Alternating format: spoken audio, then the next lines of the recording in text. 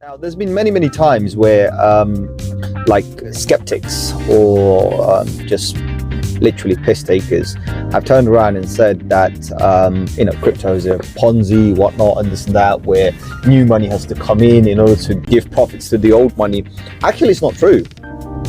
Actually, it's not that true, because when you have a Ponzi, right, a pyramid scheme, or whatever, right, one thing you need is more money to enter than what's already there. So for example, if somebody puts in $10, Ponzi scheme normally requires two other people to come in with 10 in order to pay off the other person in XYZ, right? So that's pretty much how the Ponzi's work, right? So with the Ponzi, what you find is like a multi-level scheme where, it's a pyramid, like 1 becomes 2, 2 becomes 4, 4 becomes 8, and so on and so forth, right? With crypto, it's not necessarily true. Right, and I say necessarily true because there is some aspects of it, but not too much. Now, let me explain this, right?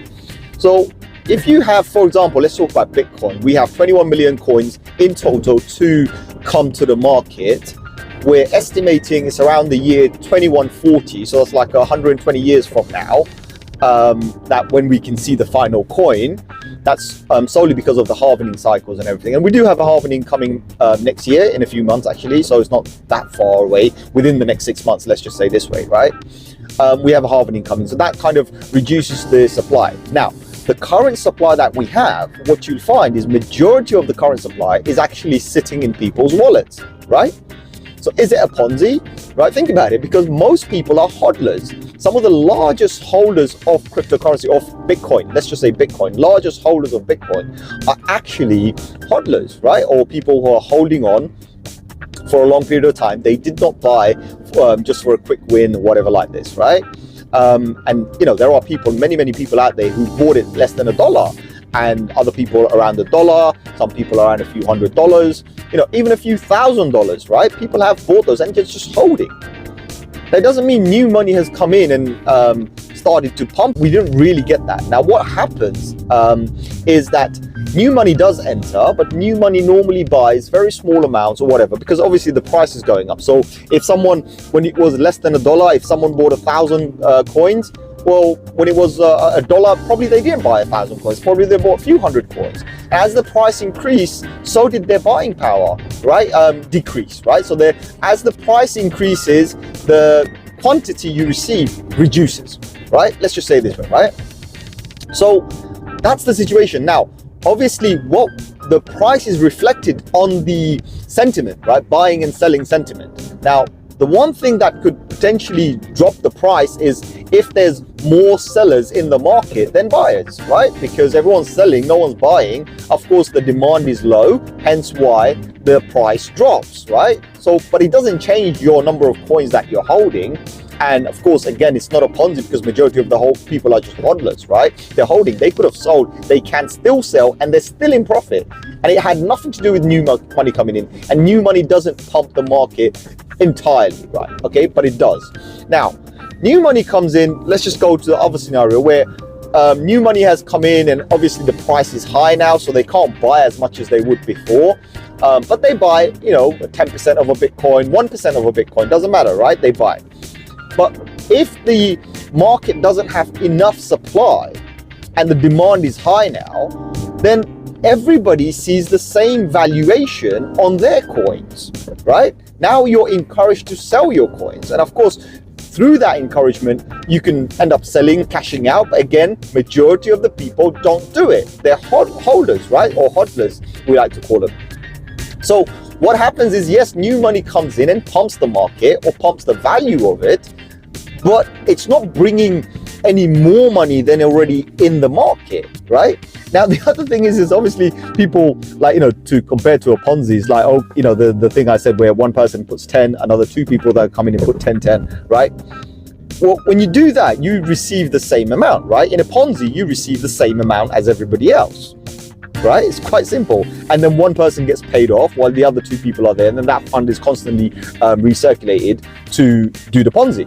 Now, with Bitcoin, it's not necessarily Ponzi because, say for example, someone bought 1,000 coins.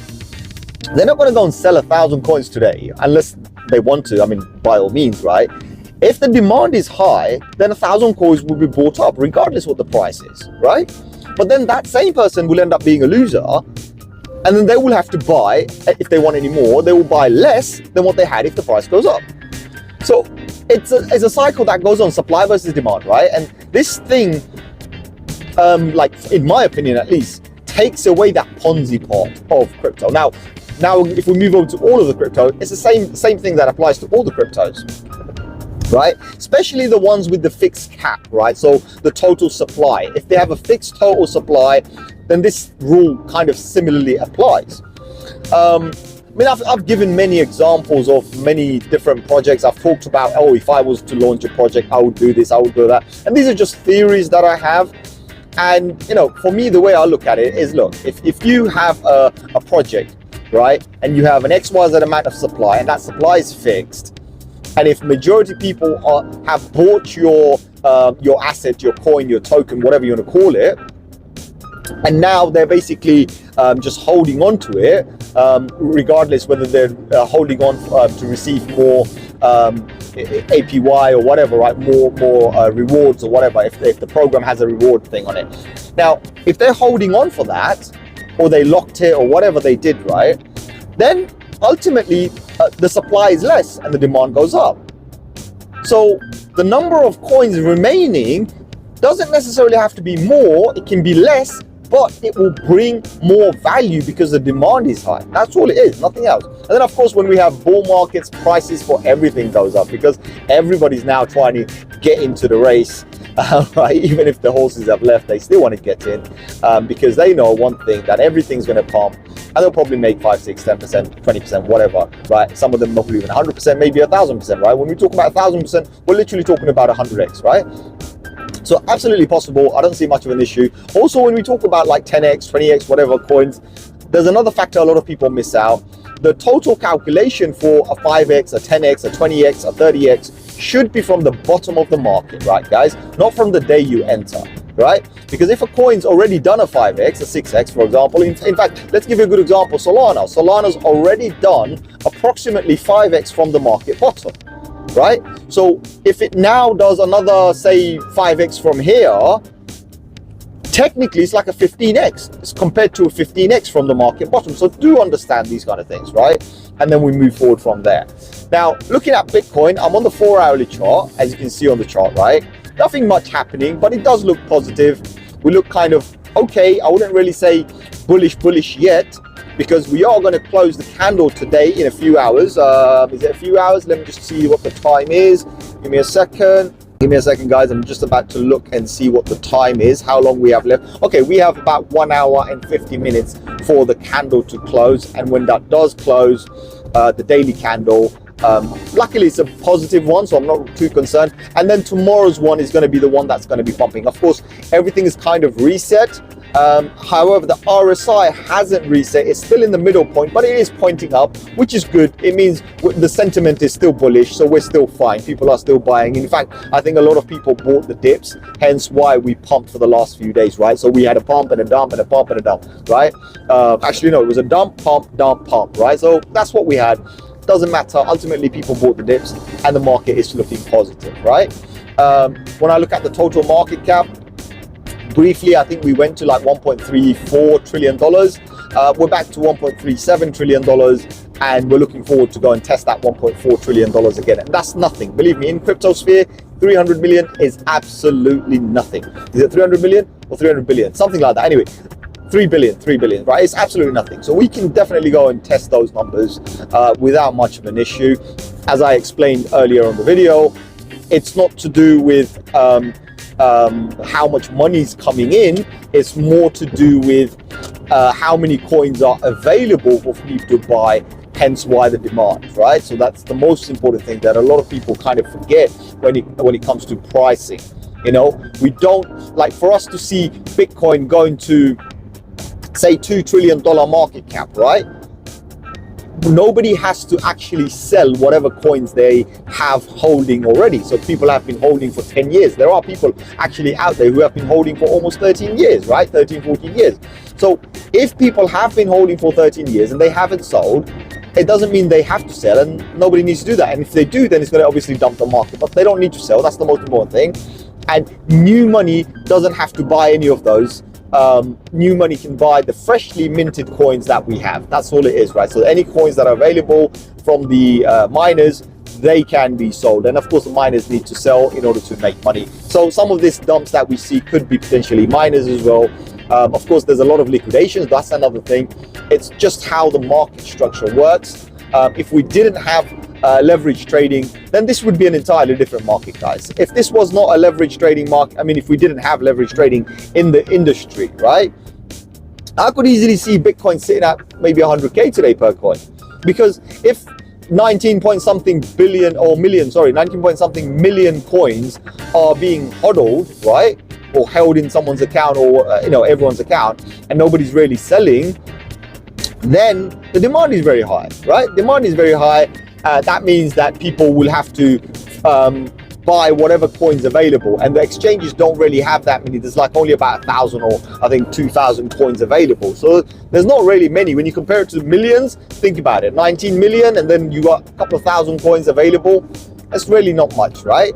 Looking at the global standard, basically. So think about that. Just focus on this.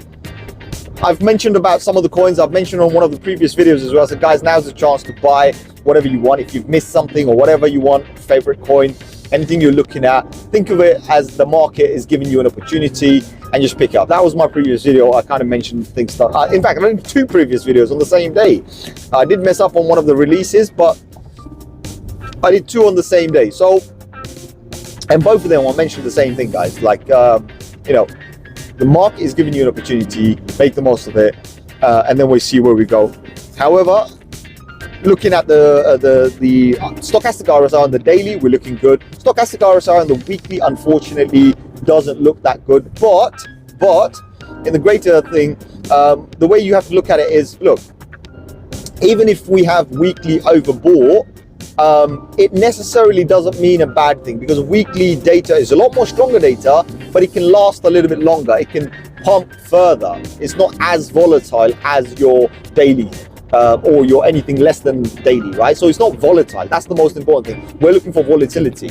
So when we do see it high, yes, it's fine. It's not indicating anything saying or suggesting that it wants to come down, all right? So we're okay. There was a little suggestion, but I wouldn't take notice of that one, because again, we have gone like from almost $70,000 all the way down to 15,000 something, right?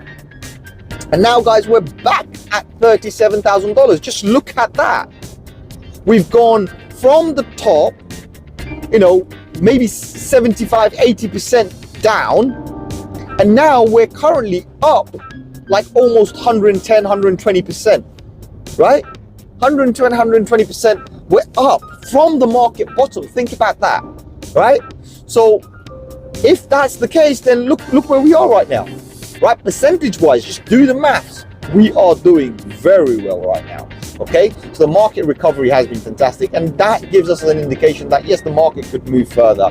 And right now where we are, technically a little bit of a danger zone because of that 70K mark and the 50% line. So the 50% area we have to invalidate, which we have, by the way, officially we have definitely invalidated the 50% mark by being around the $36,000, $37,000 level. That's brilliant, right? We're definitely above by a margin, but we're above, right?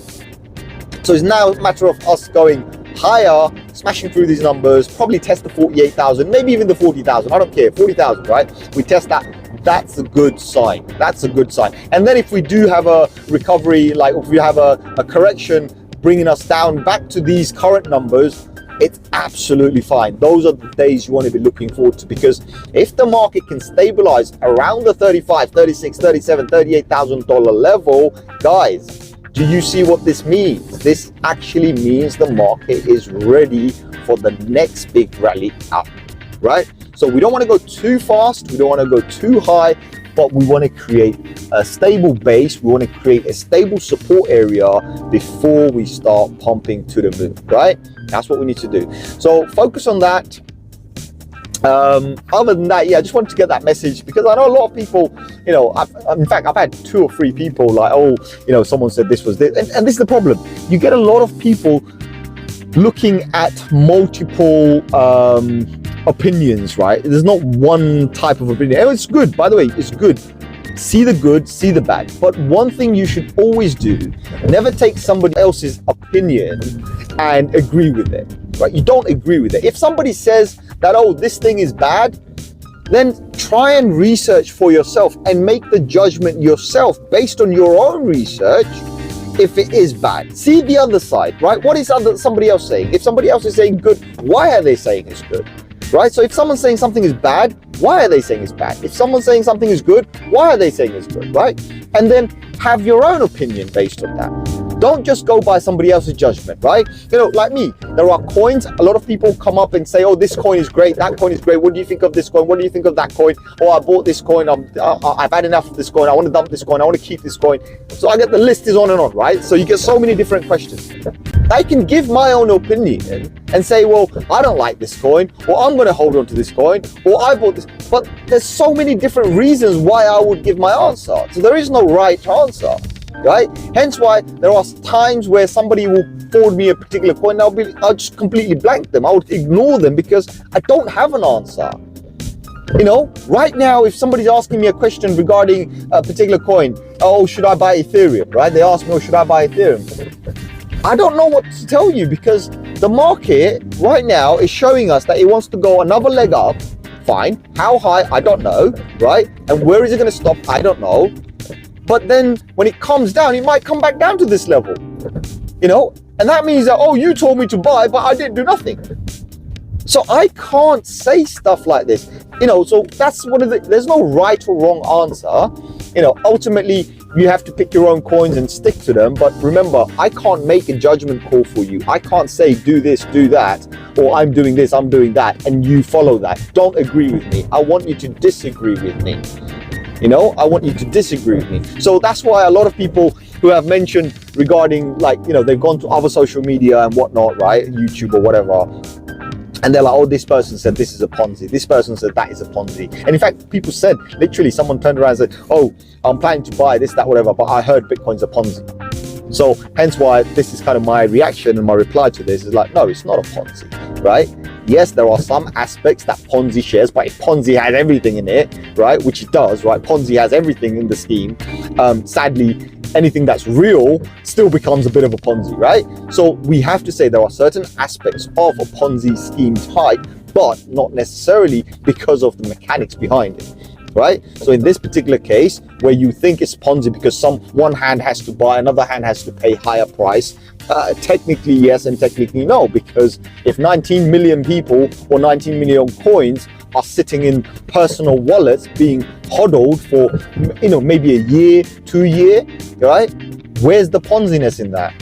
Nobody's asking you to bring another $1 billion in or $1 trillion in. No one's asking you to do that. In fact, nobody's selling. Nobody's got their coins on sale, and nobody has 19 million coins on sale. There's only approximately about 1,500, 2,000 coins available, right? So when you look at that, you start to understand, actually, no, there's not many coins available. And even if there is 2,000 coins available, you, whoever you are, right, you don't have the capacity to go and buy all of them. In fact, the biggest whale probably doesn't have the capacity to go and buy all of them. Right? You need the cash to go and buy stuff like this, right? So it doesn't matter who you are. I mean, it could be Elon Musk, it could be whoever, like, you know, the one of the richest, what's his other guy's name, the Amazon guy, Bezos, right? They don't have that kind of cash flow to buy 2,000 coins in one go, right? Just think about that. So that's all I'm seeing. And even if they did, they wouldn't buy at these kind of prices. They would buy at the discount they probably already bought, right? And you probably won't hear anything until about 3 months later, maybe 6 months later, maybe even a year later, right? So do understand all of this, how the whole mechanics work. And it doesn't require many people. In fact, if 100 people decided to buy one Bitcoin, so 100 people decide to share and buy one Bitcoin. So let's just say, for the sake of this video, let's say they bought $30 worth or maybe $300 worth, right? That's all they bought. And they all totaled up to one BTC. That alone is enough to push the market price up by at least a certain percentage or a margin, right? So think about that. It doesn't require many people, hence why it's not a Ponzi, because you're not selling off one asset to pay off another. Hodlers are still hodling, and for them, their valuation just goes up when you put the money in. So it's not, nobody's exchanging anything, because in the Ponzi scheme, you have to exchange the funds that you've taken already with the new funds that are coming, and then you pay that back to the people you took it from. So that's what it is. Think about that, right? But other than that, guys, I don't want to make this video any longer. As I said, we've got like, you know, a couple of hours left, or less than a couple of hours now, 1 hour 40 minutes remaining for this candle to close. And yeah, should be very interesting. I'm looking at the 4-hour charts. Don't worry about those, that's minor. It's kind of overbought on the 4-hourly chart. Doesn't make much of a difference in my opinion. Even if the candle, this particular candle goes negative, it doesn't matter. On the daily, we are still green. That's what matters, right? Even if we're green by a margin, that's green enough, right? You've got to understand how this works. Just because, you know, we're not, we didn't spike up like $2,000-3,000 up, doesn't necessarily mean that we're bearish. Okay, all the indicators are giving us signs that yes, market itself is kind of reset to go back up again. It's not the best reset we want. The best reset would have been if I had the RSI, not the stochastic. If I had the RSI, you know, at the bottom level around the 40, right? So RSI, think about like from 0 to 100. If we had it around the 20, 40, oof, those are the sweet spots, right? So that would have been the best area to buy. Unfortunately, we didn't get that yet. That's the reason why I'm saying that is still due. That is still coming, by the way. So just keep in mind, if you do buy or whatever you're doing now, and I'm not giving you any financial advice, that area for the RSI to come back on a daily, come back to the bottom level, it's still kind of due. When it's going to happen, nobody can predict, believe me. All right, nobody can predict, because as I said, if majority of the people are hodling, they are not manipulating the prices. What is manipulating the prices is the number of coins that are available, number of people are ready to buy, right? And the leverage trading, right? Let's just say the leverage trading, because that does also impact it, or ETFs, whatever you want to call it, right? So other than that, yeah, market's doing okay. I wouldn't be too concerned about it. Hence why I haven't been bearish about this, but I have kind of warned you guys what to expect at what kind of levels, right? So each levels, when we go to there, we know what to expect. Other than that, like, share, subscribe. I'm going to catch you guys on another one very soon. And another thing I wanted to get from you guys today was how was the audio? Because I'm actually using a microphone, because most of my videos, in fact all of my videos that I do it during driving. So on you know, to and from my destination, while I'm in the car, I do have time, hence why I talk, you know, whatever meetings I have, phone calls I have, I always do that while I'm driving. Whenever I'm at my local locations, I don't have time, guys. I don't even touch the phone, so I don't really have time to do anything. So I'm hoping the audio quality is good. There's a lot more improvement than previous videos, because previously I was just recording it direct on the phone and then talking, and then it was harder, right? I had to clear up the audio as much as possible. Now I'm using a microphone, it's closer to me, and I can speak in my normal tone rather than shout and scream on the thing, because that's what I had to do, especially when I was on the motorway. And talking about motorway, I do have a 20-mile motorway drive pretty much every single day, so do understand this, right? But yeah, other than that, I'm going to catch you on another one very soon. I hope this was informative. There are a few bits and bobs that I've probably said that I, you know, haven't probably made sense to you. Other than that, like, share, subscribe, and leave something in the comment to let me know how the audio was. Adios.